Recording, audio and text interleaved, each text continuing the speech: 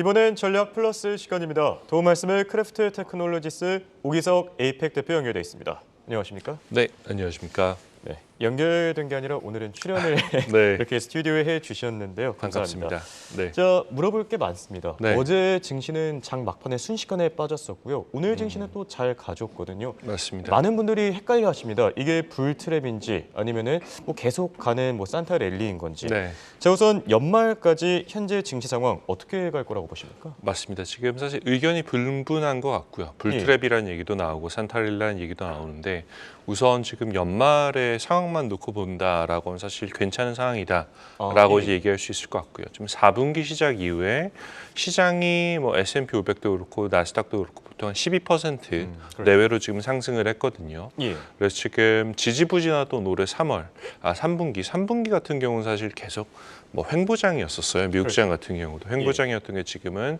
4분기 들어서는 아예 좀 다르다라는 이야기를 좀 드리고 싶고 그 뭐 수차례 사실 방송에서 산타랠리의 가능성이 있다라고 말씀드리긴 했었지만 네, 그 어제 있었던 하루 전에 있었던 일 같은 경우는 사실 그 랠리가 지속되는 과정에서 단기적으로 나타난 그런 현상이 아닌가라는 생각이 들고요. 사실 짐 크레이머가 그러니까 어제였죠. 미국 시간 어제 기준으로 이제 그 불 혹은 베어 둘 다 이제 시장에서 돈을 벌 수 있지만 욕심이 과한 사람을 영어로 호그라고 표현하거든요. 예, 맞습니다. 돼지라는 표현이에요. 사실 산돼지라는 표현인데 호그들은 이제 시장에서 돈 잃을 수 있다라는 이야기를 하면서 사실 그게 어쩌면 투자자들의 이제 차익 실현 이제 그 욕구를 좀 자극한 게 아닌가라는 생각이 좀 들고요. 사실 지금 12월 들어서는 그 상승세가 조금 더 가파르게 나타나고 있는데 그 과정에서 보면 이제 상승세가 중소형주에서 사실 지금 좀 많이 발생하고 있어요. 중소형주 같은 경우는 2023년 한 해로만 놓고 보면 거의 1년 내내 소외받았던 그런 섹터였는데 소외받았던 종목들이 지금 상승하고 있다. 그만큼 현재 시장 상황이 경제 상황과는 별도로 지금 낙관론을 보이고 있다라는 거고 동시에 사실 매그니피선트 세븐 같은 경우는 사실 연초에 워낙 많이 상승했기 때문에 이제 그런 것에 대한 반대 작용으로도 조금 소외받았던 종목들이 12월에 조명을 받고 있지 않나라는 생각을 하고 있습니다. 네. 네. 자, 그렇다면 궁금한 부분이요. 네. 지금 시점이 과연 과열인지 아닌지, 뭐 네. 과매수 상태다 이런 평가들도 있는데 일주일 동안 보셨을 때 어땠습니까? 사실 기술적으로 보면 과매수인 상태는 맞습니다. 지금 뭐 앞서서 이제 한상춘 의원님이 말씀하셨던 그 피어 앤 그리드 같은 경우도 사실 과매수 지금 상태에 가까이 들어와 있고요.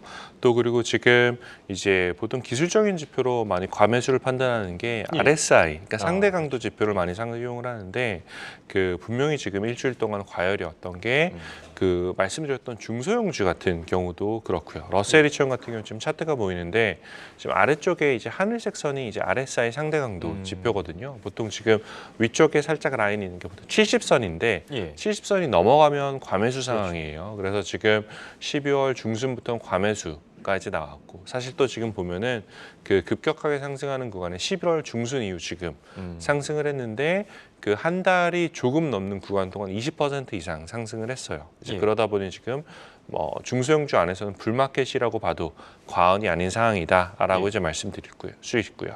다만 이제 앞으로도 이렇게 과열이 지속될 것인가에 대해서는 한번 생각을 해보고 가야 되는데 그 근거 중에 하나로 제가 생각하는 거는 과매수가 오래 지속되지 않을 거다. 결국은 중간중간 이제 차익 실현, 어제 봤던 그런 이제 차익 실현세들이 나올 가능성은 있다라고 생각하는 게 지금 사실 시장을 이끄는 시장 참가자의 주체는 기관 투자자들이 아니에요.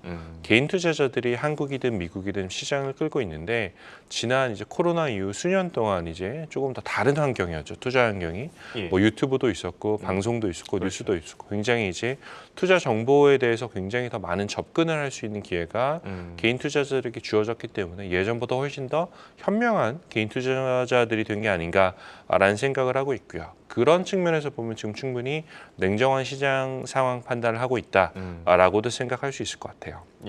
현재 시장을 그 이끄는 가장 큰 이제 함수가 결국 기준금리와 채권 금리 인하 속도이기 때문에 이 부분에 따라서 향후 방향성이 결정될 것 같습니다.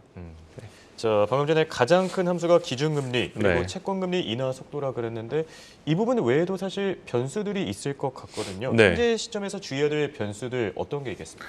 네, 사실 뭐 시장의 변수들은 다양하긴 한데 그 중에서 지금 가장 뭐 단기적으로 이제 떠오르는 변수 중에 하나는 한 두 가지 정도를 좀 골라볼 수가 있을 것 같아요.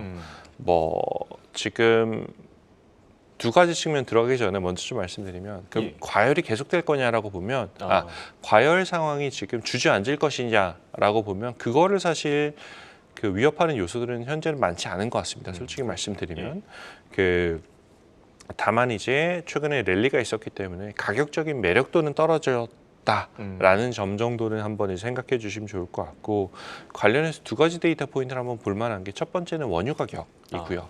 두 번째는 사실 지금 발틱 드라이 인덱스입니다. 화물 운임 지수 두 가지를 좀 보고 싶은데 원유 가격 같은 경우는 지금 브렌트 같은 경우가 80불 근처까지 지금 왔어요. 73불까지 떨어졌던 게 지금 퍼센티지 기준으로 뭐 10% 가까이 좀 상승을 한 케이스가 됐고요.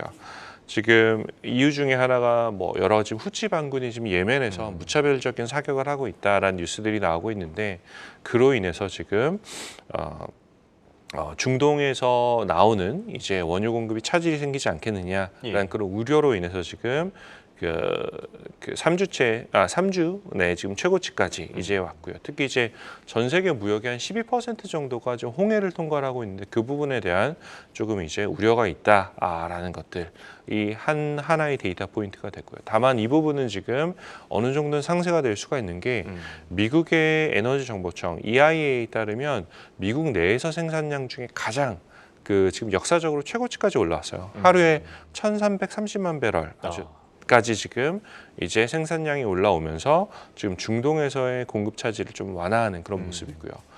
사실 두 번째는 이게 정말로 지금 후치 반군에서 나오는 것들이 글로벌 공급망에 충격이 될 수 있다라고 보면 사실 화물 운임 지수가 올라가야 돼요. 그래서 조금 전에 좀 보셨던 발틱 드라이 인덱스 같은 경우는 지금 오히려 지금 하락을 하고 있습니다. 고점에서 내려서 하락을 하고 있기 때문에 현재 시장에서 나오는 데이터가 보면 홍해에서 발생하는 지정학적 위험이 글로벌 운송 시장에나 영향을 미치지 않는다. 어떻게 보면 약간 지역적인 현재 이슈인 것 같다라는 생각입니다. 예, 알겠습니다. 자, 이런 거시 경제 상황을 모두 고려했을 때 사실 투자자들이 가장 궁금해하는 거는 과연 증시 어디까지 오를 것이냐 이 부분이 아닐까 싶은데요. 추가 상승 가능성에 대해서 크래프트 테크놀로지스 AI 모델은 어떻게 내다보고 있습니까? 저희 모델은 이번 주에도 여전히 지금 시장의 상승 가능성이 높다라고 판단을 하고 있습니다.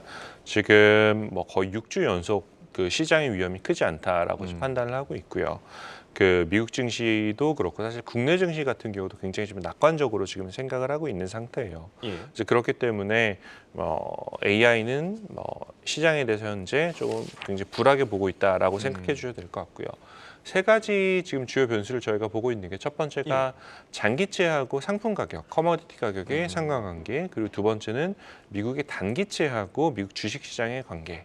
마지막에 연준의 기준금리 세 가지를 이번 주에 가장 중요하게 봐야 되는 이제 그 변수로 이제 꼽고 있는데 결국 보면 사실 채권금리가 가장 중요한 포인트인 것 같아요. 세 가지를 다 보더라도 그래서 지금 채권금리를 이제 만드는 가장 큰 변수 중에 하나는 결국은 이제 그 미국의 기준금리가 되기 때문에 기준금리 같은 경우는 어젯밤에 제가 체크한 데이터로 봤을 때 CME 페드와치에서는 지금 현재 금리가 525에서 550 베이시스 포인트거든요. 그래서 지금 떨어질 확률을 보면 거의 한 80% 이상으로 보고 있어요. 내년 3월이면 한 단계 혹은 두 단계는 떨어질 수 있다라고 이제 보고 있고 내년 초까지 지금 인플레이션이 둔화되는 시그널이 지속적으로 온다라고 하면 정말 이제 기준금리 인하라는 이벤트가 발생할 가능성이 있고 현재 시장은 그렇게 지금 베팅을 하고 있는 상태입니다. 그래서 지금 현재 시점에서는 급격한 지정학적 변수가 나오지 않는다라고 하면 연말 산타랠리는 유효할 것 같다라는 생각입니다.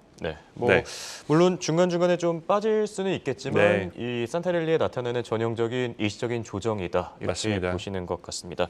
알겠습니다. 지금까지 도움 말씀의 크래프트 테크놀로지스 오기석 에이펙 대표였습니다. 감사합니다. 감사합니다.